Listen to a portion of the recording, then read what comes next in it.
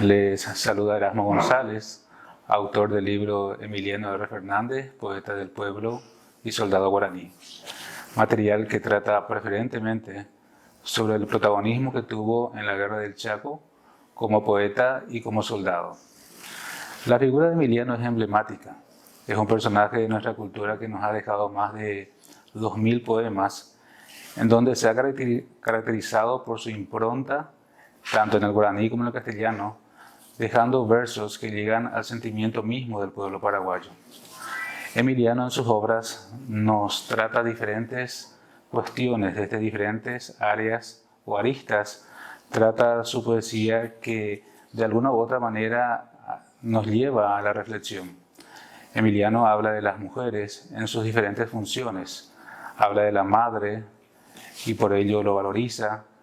Habla de la mujer protagonista de la historia paraguaya, como en el caso de este material, habla de las madrinas de guerra durante la Guerra del Chaco, y también habla de la mujer como compañera leal y como ser ingrata por no corresponder a las pretensiones del poeta. Así también Emiliano hace referencia al espacio geográfico paraguayo y particularmente demuestra su conocimiento en el paisaje cultural, destacando la riqueza en cuanto a la fauna y la flora paraguaya. Por ello, cada poesía que trata sobre esa temática puede ser un fiel testimonio de las riquezas naturales del Paraguay. Así también Emiliano hace referencia a los amigos, a los conocidos, a los protagonistas de la Guerra del Chaco, a los protagonistas de la historia, y con ese tipo de poesías demuestra el gran repertorio poético que tiene, y de alguna u otra manera esos versos representan verdaderas fuentes de análisis para poder comprender de alguna u otra manera la primera mitad del siglo XX en el Paraguay.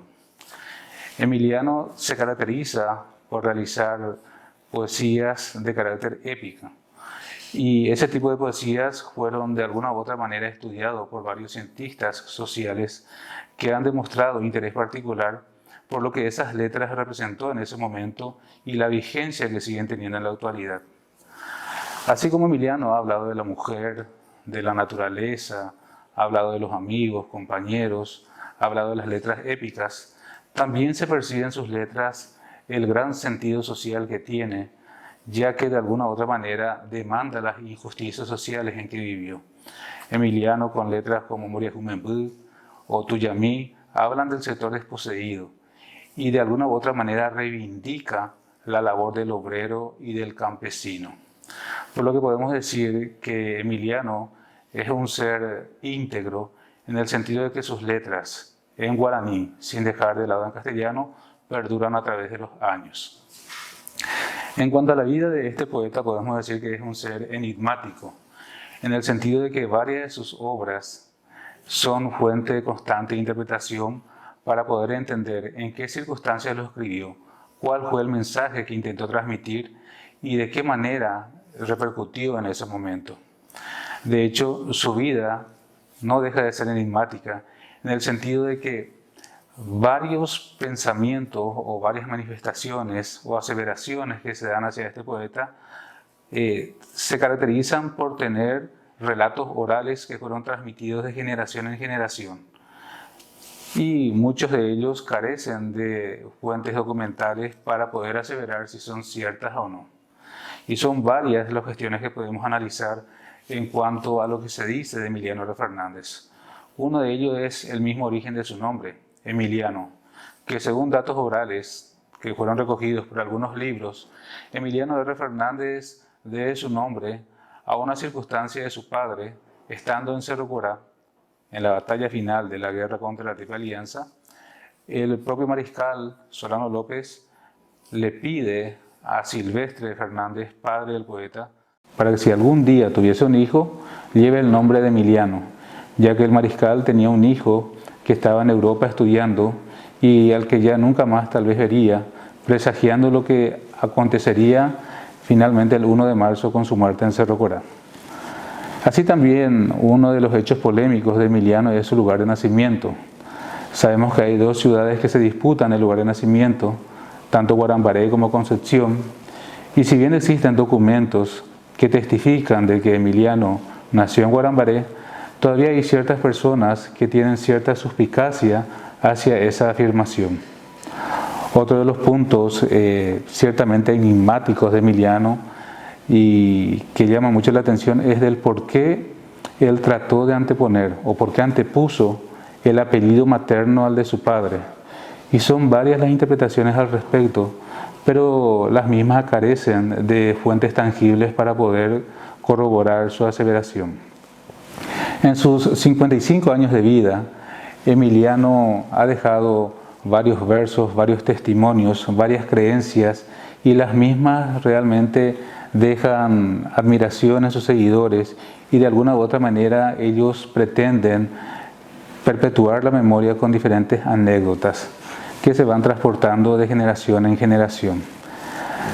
En cuanto a la participación histórica de Emiliano R. Fernández, sabemos que su protagonismo se da en la primera década del siglo XX y podemos comentar algunos de ellos, sobre todo a partir del siglo XX, en la segunda década del siglo XX, cuando se hace partícipe en la Guerra Civil de 1922-1923, en donde Emiliano se incorpora al ejército gubernista para pelear contra los rebeldes. Y en esa contienda fratricida, Emiliano participa en algunas batallas y mediante una composición o una poesía que se llevó después a música, Emiliano va relatando lo que vivió en ese acontecimiento a través de la poesía Trayecto de Campaña. En 1926, Emiliano de alguna u otra manera participa del movimiento de reivindicación hacia Francisco Solano López, quien para entonces era considerado por el gobierno culpable de la guerra y responsable de la derrota contra la Triple Alianza. Sin embargo, muchas personas, y entre ellos Emiliano R. Fernández, tratan de reivindicar la figura de Solano López como sinónimo de justicia con el pueblo paraguayo. Y fue en esa ocasión que escribe su famosa obra 1 de marzo, que constituye una verdadera apología hacia la figura de Solano López. En 1927 se produce un incidente que va a tener un carácter trágico para el Paraguay, con la muerte de la primera víctima de la Guerra del Chaco, que es el teniente Adolfo Rojas Silva. Ante esa situación, Emiliano levanta su pluma para clamar venganza y para tratar de salvar ciertamente el honor del pueblo paraguayo. Dos temas centrales se caracterizan en esta obra, en donde vuelve a recalcar que somos descendientes de los López para tratar de tener en cuenta eso, y también ese sentido xenófobo al desprestigiar de alguna manera muy fuerte a los bolivianos. Ese hecho de 1927 caló profundamente en Emiliano, ya que según testimonios orales, Rojas Silva era amigo del poeta.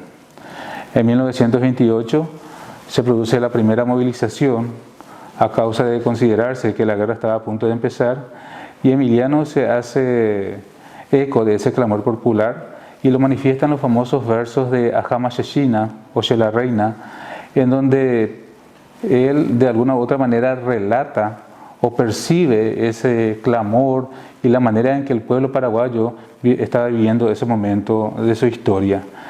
Emiliano habla de la partida, habla de dejar a los seres queridos y siempre reivindica la figura de Solano López y no olvida la muerte de Rojas Silva.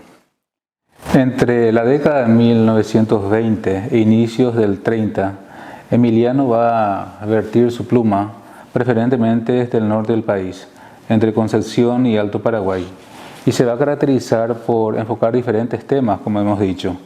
Emiliano va a hablar no solamente del paisaje natural ni de las mujeres, va a hablar de la cuestión social, va a hablar de la cuestión épica, y también va a mencionar en sus plumas a los mandatarios del momento, en donde va a reclamar como modo de justicia ir a la guerra contra Bolivia, que estaban ocupando parte del territorio chaqueño. En varias de sus obras escritas a presidentes como Eligio Ayala o José P. Guyari, se puede ver justamente ese clamor que tiene Emiliano para ir a la guerra. Entre 1928 y 1929, muchas personas están candentes del momento en que va a vivir el Paraguay por el inicio que se debía venir ante Bolivia, y en el 32, cuando se inicia la guerra, Emiliano rescata perfectamente esos momentos cuando describe la realidad de muchas familias que tienen que ser separadas a consecuencia de la guerra. Muchos padres, muchos hijos deben abandonar a sus seres queridos para ir a defender tierras paraguayas en el Chaco.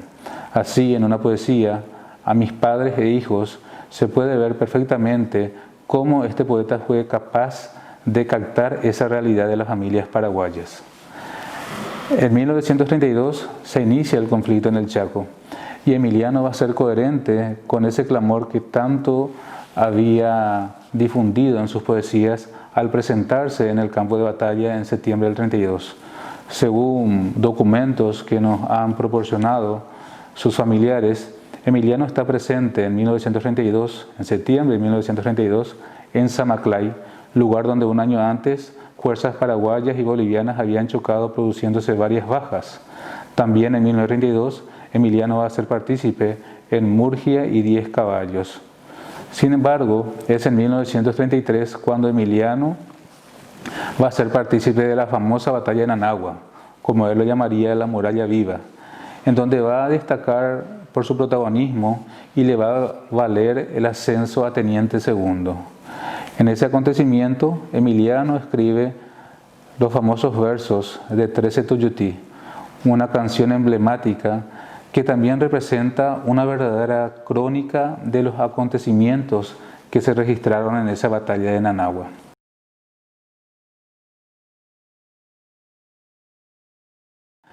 Han pasado 71 años de la muerte de este poeta. Sin embargo, su figura sigue siendo tan recordada y tan venerada por los paraguayos, al punto de ser considerado el poeta guaraní más popular y ser considerado héroe, ya que sus restos fueron llevados al Panteón de los Héroes en el año 2011. Emiliano R. Fernández realmente es un ser inagotable, es un ser interminable, pues cada persona que lea sus obras y lo analice va a descubrir diferentes facetas y diferentes virtudes en estas letras. De hecho, Emiliano R. Fernández sigue presente en los paraguayos. Es un poeta, como hemos dicho, inagotable.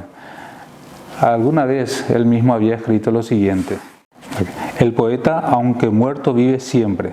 Su memoria perdura en los anales y su nombre es loado eternamente al conjuro de los místicos rosales.